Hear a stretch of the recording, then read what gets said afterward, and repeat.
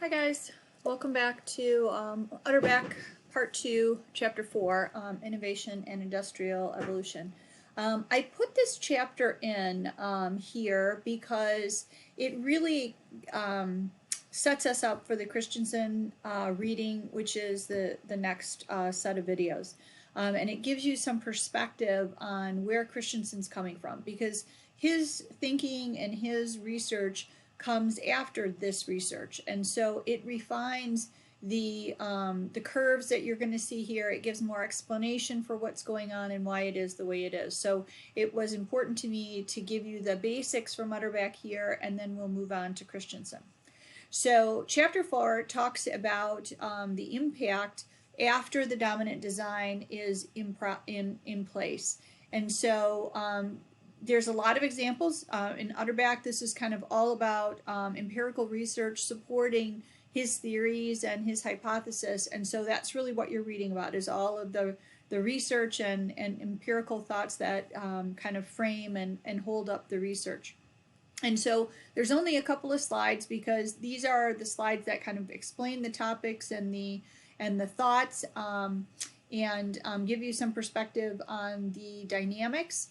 But that's it. The rest of them are all examples. So when we move, so when you're looking at, I'm hoping you guys can see this, when you're looking at this chart, the product and process innovation, this point here that I'm circling, and I'm not sure if you can see this in the thing, but this is where product innovation meets the rate of major innovation, the vertical axis. That is the dominant design. So this is what's happening after the dominant design is established. So Chapter 2 was really all about getting to the dominant design, where we've got all the different manufacturers doing all kinds of different things, and the market says, this is it, this is what we're going to buy, and we move on from there. And so this is the move on from there.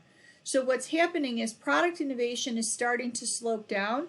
We're doing less and less innovation at a product level, and we're moving into the higher rate of innovation at the process level.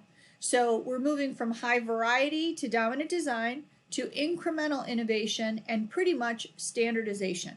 And that's the goal here. So as much as, this course is really about managing innovation and change and getting people to get more innovative, the objective in this, this process is to get to this point, because when we start to move into manufacturing processes, from heavy reliance on skilled labor, where we're making these individual products by hand. Remember the electric light, we're literally making electric light bulbs from hand. We're making cars from hand, to a general purpose or general purpose equipment, which is what we use to make one thing at a time, to specialized equipment needed by low skilled labor. So we're moving into an automated space here, and we are really making the process very rigid, and at the same time we're becoming very competitive. We're driving down the costs, and we're producing a product that is competitively priced in the market. Because once we get past dominant design, we go, like in the manufacturing or the automotive space rather, from 75 suppliers down to 20 or so. Now we're all doing the same thing. We've got all the same product, and we need to be competitive in this space. And so we've got to drive costs out of the process. We've got to put quality back in. We've got to make a reliable product over and over again. The organization in and of itself is moving from an organic firm to a hierarchical mechanistic firm. And this is a really significant piece, because the people are going to change. We are going from entrepreneurial innovators who are looking for the newest change, the neatest thing, to administrators and engineers and business people who are there to market, sell, and produce a very specific product. And that's why we talk about that specific phase, because we're making a specific product in that place. The market goes from very fragmented and unstable with very diverse products. This is, before the dominant design. We've got a lot going on.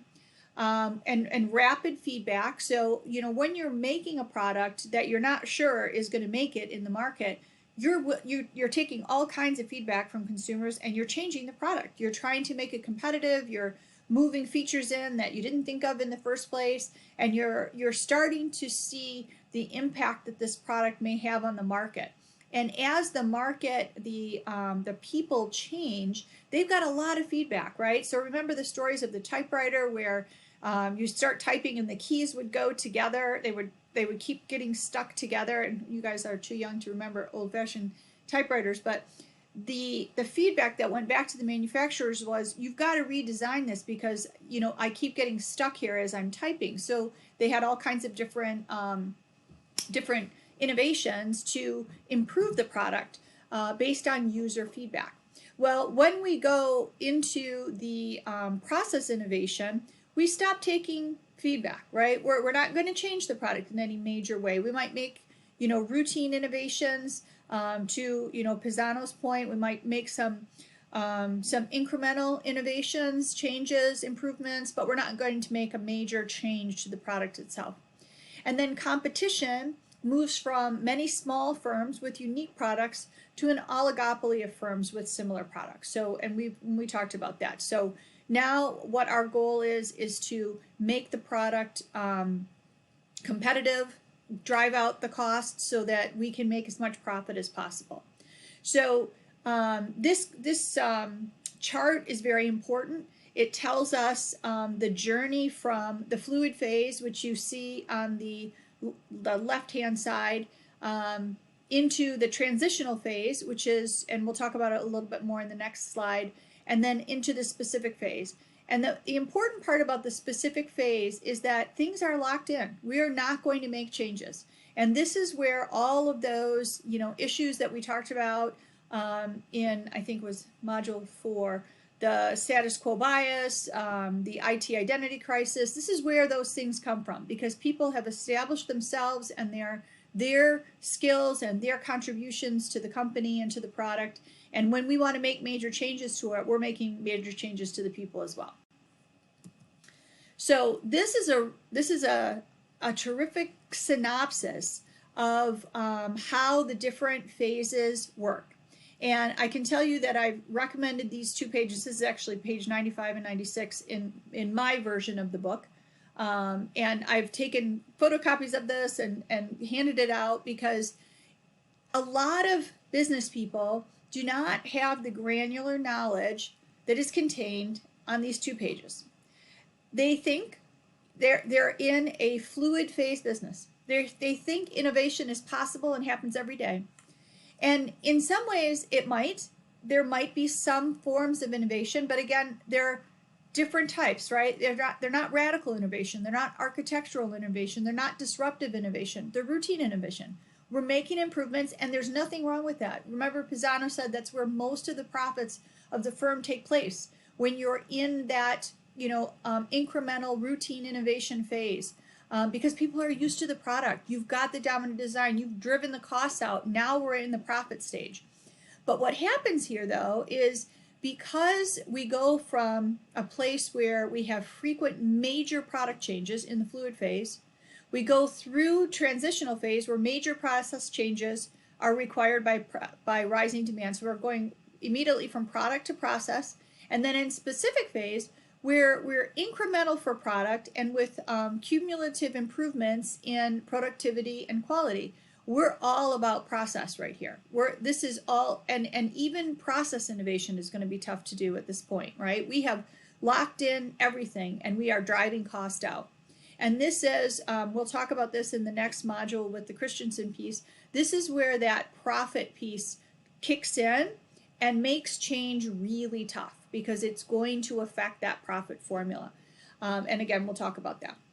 So one of the key things that that I like about this slide is the source of innovation, because it's important that companies understand where they are in the process and understand where their source of innovation really comes from. So in the fluid phase, we're talking about industry pioneers and product users. These are the people that are trying things out. This is our, race to the dominant design, all kinds of new different things coming out, lots and lots of feedback, lots and lots of changes. To manufacturers and users in the transitional phase. And manufacturers, those are the people that are making this. So we're not getting product feedback anymore. Now we're getting process feedback. And when we get to the specific phase, where we are getting our source of innovation is from our suppliers. So it puts a lot of responsibility on us to make sure that we have an innovative supplier base. And in a lot of cases, you don't, right? So if you've got a specific phase product and you have modularized that product to where you can now break pieces off and send it out to a supplier to be done, it's such a rigid bill of materials. It's not going to change. Someone else can do it because they might be able to do it cheaper than we can do it ourselves. All great things from a cost and profit perspective. But when you're talking about using that supplier for innovation, they may be stuck in the same phase that you're stuck in. So you might be thinking you're getting, fluid phase type innovation. You're not, because those suppliers are in the same phase. They're doing the same thing you are. They've got the same thing going on. They're driving cost out of their business as well. They've got, rock solid processes going on, and they're not breaking out of that either. So it's important for us to understand how we get to where we get to, where we are, why we're there, the fact that that was our goal to get there. But at the end of the day, once we're at a specific phase, our ability to innovate in a dynamic way, in a radical way, is not there anymore. The people are gone. So in a lot of cases, when you're talking about the people who start a firm and get a product off the ground, a lot of times those people leave. And Utterback does talk about it. He talks about Steve Jobs leaving Apple, which of course Steve Jobs did go back to Apple. But in a lot of cases, those innovators, those entrepreneurs, they don't do well in specific phase companies because they're always drawn to the new and different and changing environment. And specific phase is not about new and different and changing. And so they have a radical difference with their organization and sometimes leave, they just sell the company to the new guys. They go off and form a new company. Sometimes they're thrown out because they're not helping the company anymore. So the other thing that is interesting, I mean, the whole thing is interesting, of course, but the other line that's important here is when we're talking about the cost of change. Notice that it says the cost of process change, right? So we're no longer talking about product change. We're talking about process change. In the fluid phase, the process change is very low. We have no processes in place, right? We're making it this way today and that way tomorrow because we just added a huge new feature and we've got to come up with something completely new. So it might as well say no cost because we're going to change it anyway. But in any event, low cost to process change. In a transitional phase, moderate cost, okay, because we're still trying to refine those processes. We're still trying to get it just right. So we're not quite sure that, this is the way we're going to do it. But once you get to a specific phase, the cost of process change is very high. And that cost, that threat drives that whole innovation paradigm, right? That we're really not going to be able to do too much that's different because we've put in place a process that gets us to profitability. So the vulnerabilities of industry leaders is also an important line. So in the fluid phase, to imitators, patent challenges, Utterback talks about that, the fact that Edison and some of the early innovators fought really hard for patents to protect their intellectual capital and to successful product breakthroughs. So, other people that are going to be able to move forward faster. In the transitional phase, to more efficient and higher quality producers. So the people who get to specific phase faster are going to be able to drive the cost out and produce a lower cost product for the consumers, putting you at a disadvantage. But then in specific phase, The vulnerability is to technological innovators that present superior product capabilities. So we're kind of going all the way back to the beginning, right? The big threat to specific phase organizations are fluid phase organizations that are able to turn on a dime, that are able to produce something new that threatens that existing specific phase product.